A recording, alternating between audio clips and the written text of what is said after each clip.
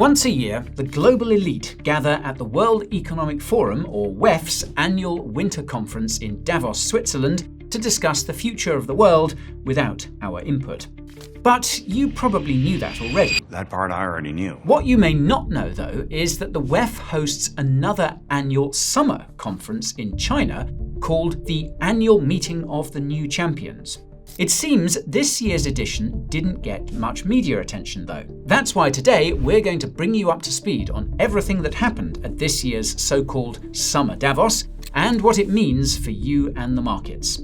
My name is Guy, and unlike your stepfather's latest wedding, this video is something you don't want to miss. Let's start with a quick recap. If you watched our summary of last year's Annual Meeting of the New Champions, you'll know that the event focuses on the next individuals and institutions that are likely to change the world.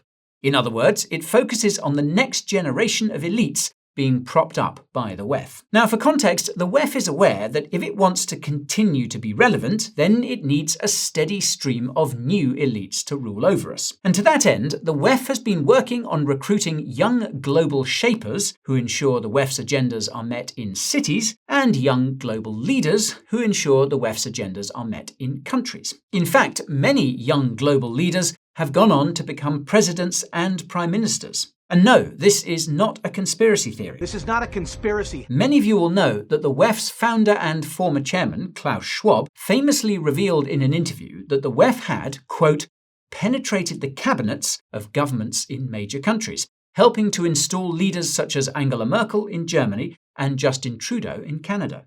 We'll leave a link to that clip in the description if you don't believe us. It is crazy. Now, speaking of Klaus, some of you will also know that he stepped down as WEF chairman a few months ago. If you watched our summary of this year's Davos conference, you'll know he literally congratulated himself for making the world a better place with the help of the elites at the WEF. Others would argue that the WEF has in fact made things worse and that his departure marked the beginning of the organization's end. As it so happens, this seems to have been the vibe at this year's annual meeting of the New Champions, which took place at the end of June in Tianjin, China. The difference in atmosphere between this year's and last year's conference was noticeable, at least to us. It's just not the same when you don't have Klaus coming on stage to say he wants to replace all of us with robots in a Bond villain accent. Instead, we got Borge Brender, the president and CEO of the WEF, who gives off the aura of a creepy schoolteacher rather than cutthroat globalist technocrat.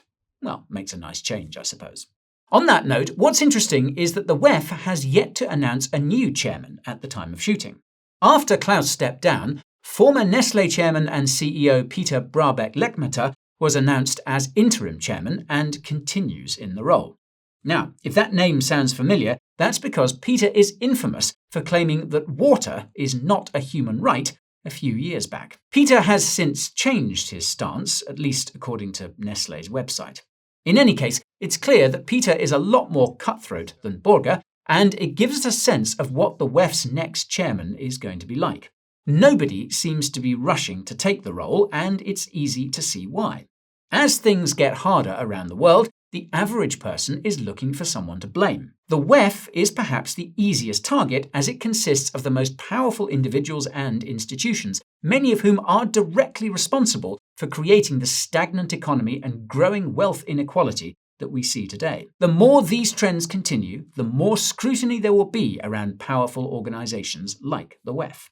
At the same time, we're starting to see a bifurcation in the global order, with two distinct poles emerging, a Chinese pole and a US pole. This fact could be felt at this year's Summer Davos. Speakers were hesitant to say anything that could result in a tariff chokeslam from Trump, and nearly whispered when discussing things like the tensions between the US and China or the BRICS moving away from the US dollar. Thankfully, they said enough that it's worth covering, and there is a lot to cover.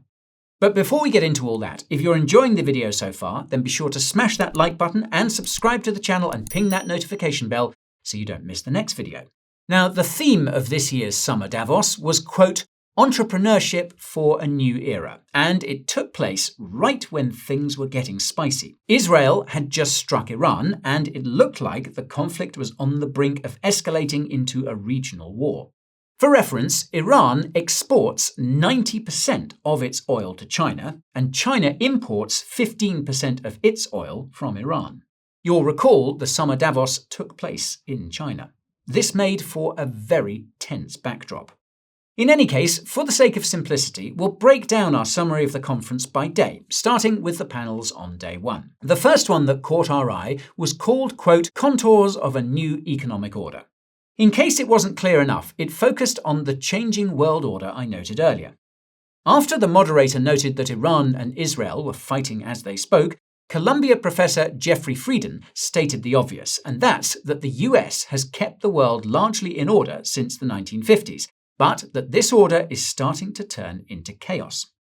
Notably, Jeffrey pointed to the weakening of institutions such as the International Monetary Fund and World Bank, which helped project US dominance globally. Johns Hopkins University professor Ang Yuen chimed in with her hot take, which was that the reshoring and reindustrialization we're seeing in the US and elsewhere has nothing to do with economics. It has to do with populism and national security.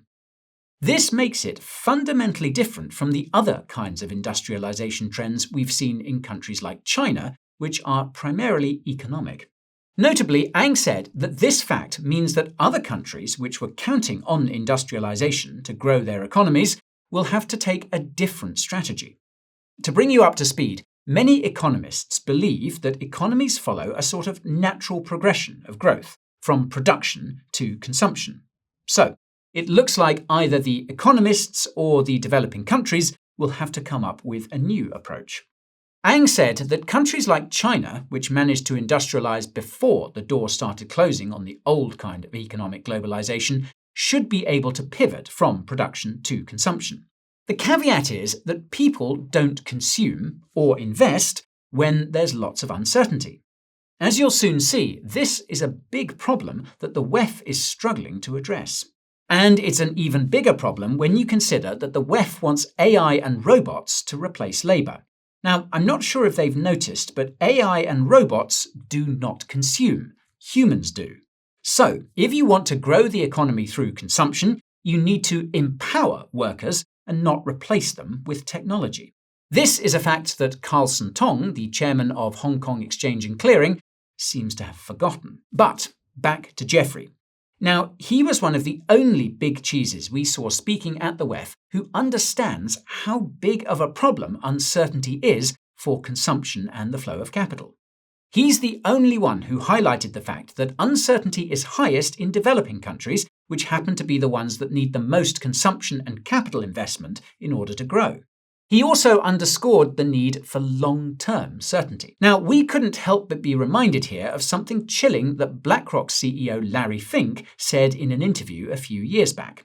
Quote, "Markets don't like uncertainty. Markets like totalitarian governments."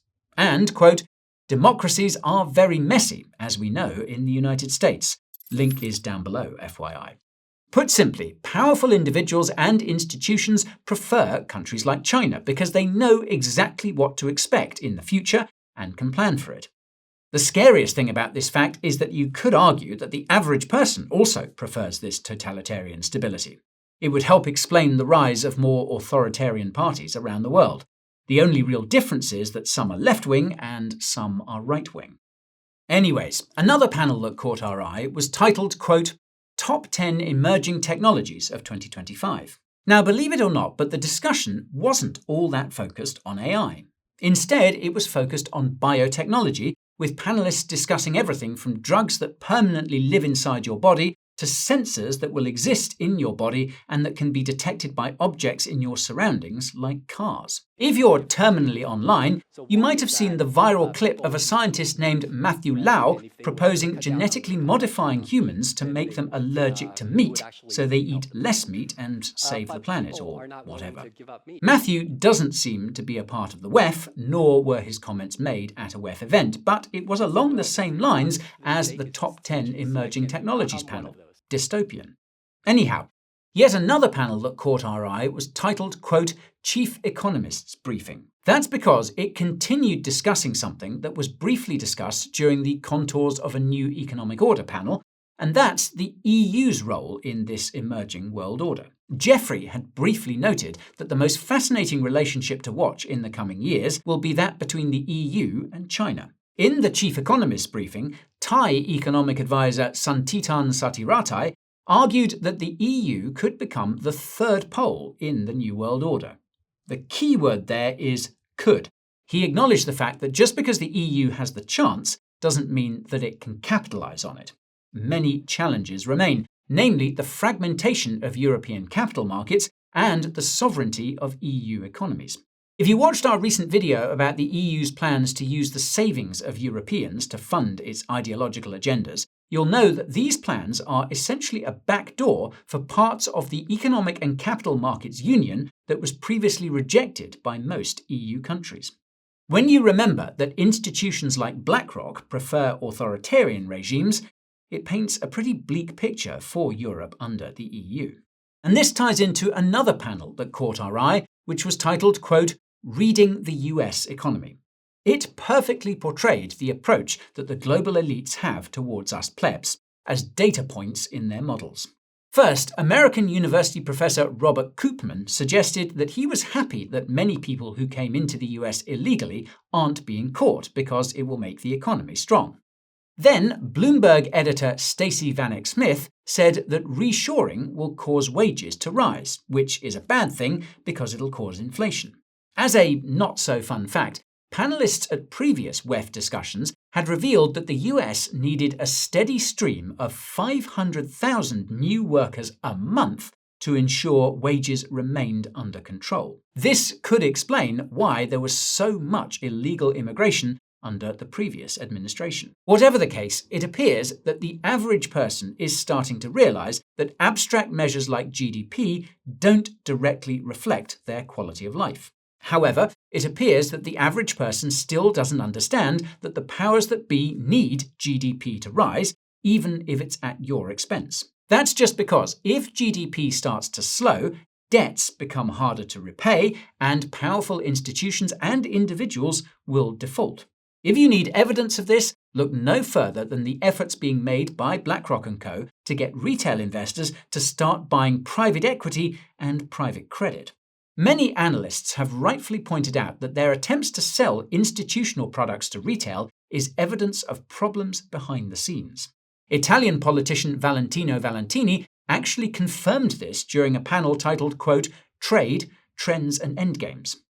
He revealed that exits in the private equity space are becoming more difficult, which is why they're trying to do it through the public markets. He also said that EU countries need to give up their negotiating power to go along with the consensus. Sounds kind of authoritarian, doesn't it? But back to Blackrock. On the second day of the summer Davos event, the opening plenary was held. It was hosted by Børge Brende, the aforementioned WEF CEO and president, and featured a keynote speech by Chinese Premier Li Qiang, who insisted that globalization is not disappearing, it's merely changing, undergoing a, quote, new path. If you watched our recent video about Larry Fink's letter in the Financial Times, you'll know that BlackRock is already thinking about this so-called second draft of globalization. In theory, it means giving more power to workers and building public infrastructure. In practice, it means importing cheap labor to build private infrastructure, which will then be monetized by asset managers like BlackRock. And it's not just the blue-collar jobs either. In a panel titled, quote, Building an Agentic Economy, Von Vu, the co-founder and CEO of an English learning AI called Elsa, revealed that many American companies are not using AI to replace workers. They're using AI to train cheap overseas labor and then replacing homegrown workers with this cheap overseas labor. Of course, English language skills are just one part of that. On a different note, another panel called, quote, Currencies in Flux actively discussed the decline of the US dollar. What's funny is that every panelist was walking on eggshells except for one, Diana Choileva, Senior Fellow at the Asia Society Policy Institute. She not only ranted about how the sanctions on Russia in 2022 hurt the US dollar's dominance, but argued that the Liberation Day tariffs had the same effect. Meanwhile, Cornell University professor Eswar Prasad pointed out that the euro's use in central bank reserves has been falling just as much as the US dollar's use in central bank reserves, suggesting it won't be the currency that dethrones the US dollar. Now, this makes sense considering that the EU is closely aligned with the US, and this makes the euro just as problematic as the US dollar in the eyes of many countries. London School of Economics professor Jin Keiyu took a different angle. She correctly pointed out that there's still a US dollar shortage globally, meaning that the demand for US dollars is likely to continue indefinitely. As a fun fact, this is because of the tens, possibly hundreds of trillions of US dollar-denominated debt that exists. This debt is effectively a demand driver for US dollars globally. Diana dialed up the rhetoric by pointing out another important fact, and that's that it's not the US dollar that's a problem per se, but the rails that it runs on. This is something we discovered in our research of the BRICS and its proposed BRICS currency. What's needed is an alternative payment system, not an alternative currency per se. The system the BRICS is working on is Enbridge, which Diana also referenced. As a cherry on top, Diana reminded everyone of oil's role in driving US dollar demand and claimed that 1/5 of all dollar demand comes from the oil trade. This is presumably why jurisdictions like the EU and China are so obsessed with getting away from fossil fuels and moving towards green energy. Not only does it make their energy grids more independent, it also makes them less dependent on the US dollar. Both Jin and Eswar reiterated these facts, with Jin repeating that the US dollar and the US-led financial system are two separate things, with Eswar repeating that there continues to be enormous US dollar demand, as evidenced by stablecoins, which are mostly US dollar denominated. Eswar's conclusion was legit. Stablecoins aren't the solution to problematic currencies. The currencies themselves must be fixed.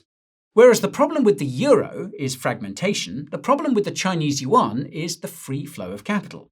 Without the free flow of capital, it's not possible for China to have capital markets that are deep or liquid enough for investors to park their money in, never mind the risk of confiscation. Until either or both of these problems are solved, the US dollar will continue to remain dominant. This relates to the third day of the event, where a panel titled, quote, "Understanding China's Approach to AI" caught our attention. Aside from the fact that energy was a hot topic due to the electricity demands of AI, University of Southern California professor Angela Zhong-Huyue revealed that US AI companies are focused on building powerful models, while Chinese AI companies are focused on applications. And that reminds me, there weren't nearly as many discussions about AI as you'd expect, given the theme of the event, and even the discussions that were about AI focused on things that are adjacent to AI, such as energy and infrastructure. For example, Li Haitao, the dean of the Chung Hong Graduate School of Business, predicted that there will be a decoupling between Chinese and US AI infrastructure. In fact, he went as far as specifying that, quote, "Trump will do something to hold China back." While this could have simply been a reference to restrictions around AI chips, it could just as easily be a reference to the possibility that there will be an escalation between China and Taiwan that's caused by the US. This isn't speculation. Xi Jinping reportedly alleged that the US wants to trick China into attacking Taiwan. And this pertains to another panel titled, quote, "Geopolitics, an Unfolding Story," where Harvard Kennedy School professor Graham Allison talked about another hot topic at the event, the Thucydides trap. For those unfamiliar, this describes a historical phenomenon where the world is plunged into chaos as an established power is threatened by an emerging power, in this case, China threatening the US. To put things into perspective, a 2012 study conducted by Harvard found that there were 16 cases of a rising power threatening an established power over the last 500 years. In 12 of these 16 cases, the result was war, so 75% of the time. Jin actually dropped that statistic during the previously mentioned panel, by the way. Newsflash, but this suggests there's a high chance that the US and China will go to war at some point. Oddly enough, though, Jin claimed that China's domestic issues are bigger than its international issues at this point in time. To clarify, she was also a part of the Geopolitics panel. Now, this honestly isn't too reassuring because many American analysts claim that China will attack Taiwan as a means of preserving domestic order. After all, creating an external enemy is the best way to unite a population, supposedly. But back to the AI stuff. Another oddity was the fact that panelists continued to talk about China's DeepSeek moment, even though it happened way back in January. In case you missed it, DeepSeek is an open-source Chinese AI that was apparently more powerful than many US AI models. The catch is that DeepSeek was much cheaper to develop, calling into question all the AI spending that's been happening in the US. Now, besides the fact that these panelists would say that the AI model matters less than the AI application in the same breath, we actually didn't see anyone provide any groundbreaking applications for AI. This was surprising because the entire purpose of the event was to find the young people working on these up-and-coming technologies, but it was mostly buzzwords and discussions around infrastructure. It seems that even the application-focused Chinese are struggling to find applications for AI. One of the only exceptions seems to be robotics, but even then, panelists working for robotics companies admitted that robots would continue to be designed for specific tasks. The idea of some general-purpose humanoid robot that replaces people still seems to be science fiction, at least until AGI gets developed. Come to think of it, it's possible that OpenAI's upcoming GPT-5 model will come close to counting as AGI, and it's safe to assume that technology companies will have every incentive to claim this as a means of boosting their stocks.